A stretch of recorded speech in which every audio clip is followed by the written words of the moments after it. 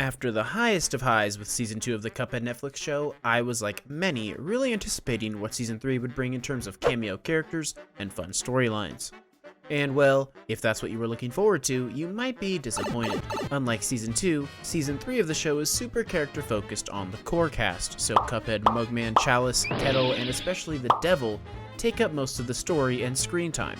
However, as I think about it, this isn't really a negative, as I loved all of the arcs in this season, and especially the overarching and super foreshadowed plot that leads to a satisfying, if a tad bittersweet, ending. We got some more amazing facial expressions, some heartwarming moments, and also some extremely dark backstory on the main characters. So I will do a mini review of each episode like I did last time and try my absolute best to not get demonetized or pulled this time, as fair use laws are hard to combat even if you are in the right.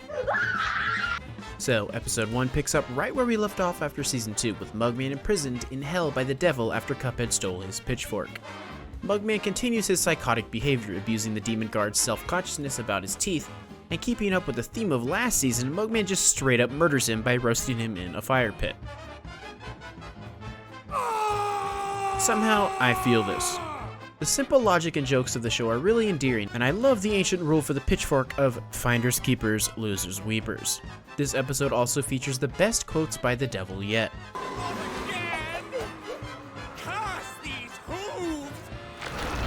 Also, I love how it's implied and then proven true throughout the whole episode that everyone goes to vacation at the same place, no matter if you are a hellish denizen or someone from a more magical astral realm.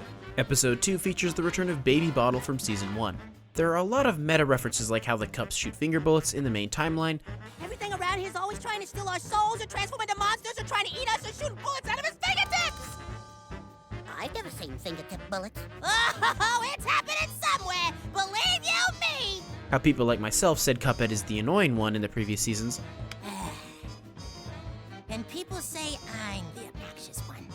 And how things never go wrong when they split up. The return of amazing facial expressions is hype, and this show really has the best mood in a while. Also, the slapstick stuff really hits different. Also, loved the bear just being a realistic bro, but alas, Baby Bottle gets another victim. Episode 3 has a great cold open of the Devil's opera talents, which is foreshadowing for the overarching storyline of this season.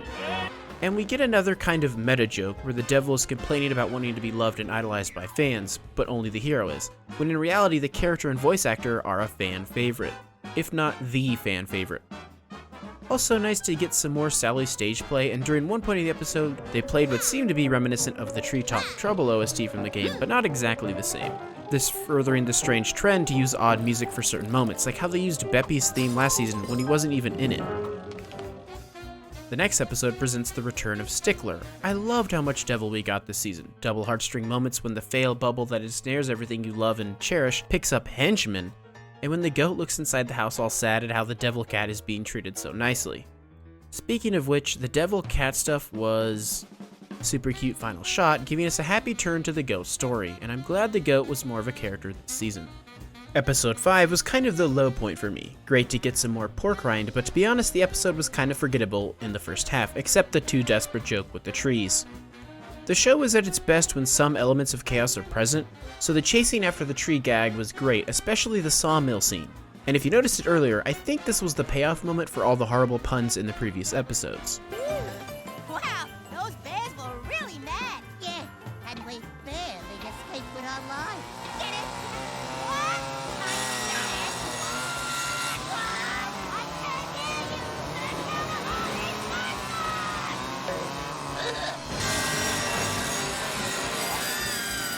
Episode 6 was the longest episode yet and featured the devil as the main character.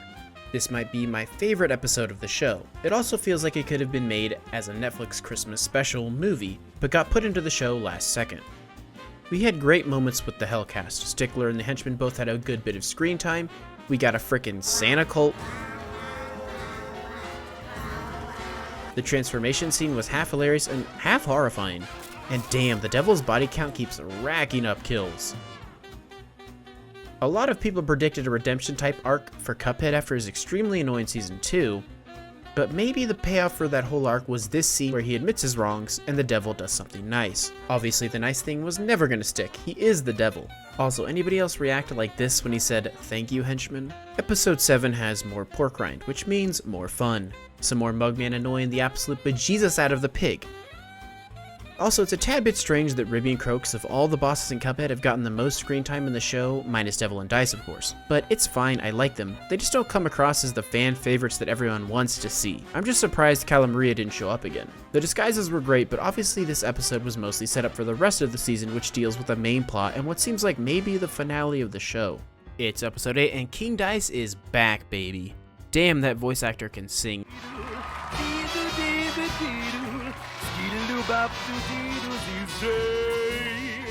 And has that pizzazz that helps bring the show to life, as well as hell apparently. Hobo Dice was pretty great, but also kinda dark with how things are looking recently IRL, especially him eating his own shoe for breakfast. We got our first 10 out of 10 devil facial expression, which is pretty much the face any of us make when Sticklers on screen. I couldn't really tell if Mugman was doing the hand puppet, or if it was actually its own entity. What do you guys think? Season 2 featured Bullboy as a freaking creepy murder psycho, and the ending to his episode was both ominous and open-ended, but we may never get a continuation of that story. While Bullboy is a background character this season, to be honest, when the episode first started, I thought we were witnessing the return of the psycho with the fireworks and all that, but it turned out to be Miss Chalice, which in hindsight makes much more sense. The best gag of the episode was when Elder Kettle wakes up confused where his money and gas went and why he's in town with no memory, and then he smiles and says still got it. Kettle must have gone on some serious benders in his past. Episode 10 is kind of the payoff for the show's version of Miss Chalice. Remember all that build up in the previous episodes? Well, it turns out it's been building up to this for all 3 seasons, which is just not something you see generally in a cartoon.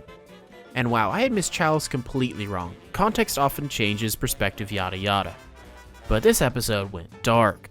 Miss Chalice comes from an orphanage run by basically slaver penguins, where to keep her spirits up she dances all the time.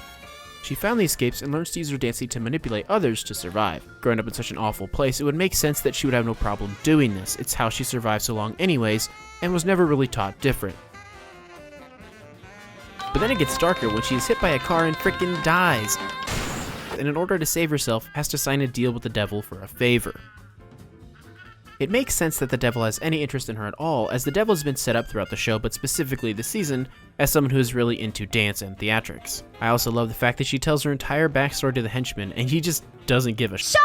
And finally, we get the finale, which gets even more dark when we see what Miss Chalice would look like over time after she died. Obviously, she doesn't want to end up like this, so she agrees to the devil's master plan of betraying Cuphead and Mugman to get their souls to the devil. But at the last second, Chalice ends up not being able to betray the Cups, mostly because of how simple-minded and trusting they are. Instead, she tricks the devil into a dance-off that goes on for quite a good bit, and as a major fan of the game, I really enjoyed this moment. Snazzy music and sharp animation are huge factors in why the game is so great, so I felt right at home in this scene. She would have won the dance-off too if not for Cuphead, which the devil is amused by. But Cuphead, always a bit of a gambler, challenges the devil to a game of chance with rock, paper, scissors, and completely humiliates him. We have of course seen Cuphead's skills at games of chance previously many times, so this makes total sense. We then see that while non-canon, the season ends with the devil opening up his casino, which we see in-game, which gives a bit of closure for the show, so those that want to have this as a prequel to the game in their headcanon can imagine it fitting in. I'm not sure how well the numbers for the show are on Netflix, and signs are pointing to the end of this series, which is a bit bittersweet. We never really got some of the fan favorite characters like Beppy and Goopy, or the DLC characters either. Who knows, maybe they will do future seasons that will be kind of like the DLC was for the game, a separate adventure. Either way, while maybe not quite as good as Season 2 in terms of content, I really loved the quality of the episodes, and the humor was probably the best it's been. Whether or not there will be more Cuphead seasons or a sequel to the game, well, we will just have to wait and see, but I am super thankful at least for the 3 seasons we got. And I'm glad it was able to go from kind of a mid-tier show in Season 1 into a high-quality comedy in the final 2 seasons. Really one of the best animated shows I've seen in quite some time. What do you guys think of the show overall? Do you want more seasons? Which characters didn't make it into the show that you would have liked to see? If you're still watching at this point, I am contractually obligated with the devil himself to ask you to please like and subscribe to get more of that.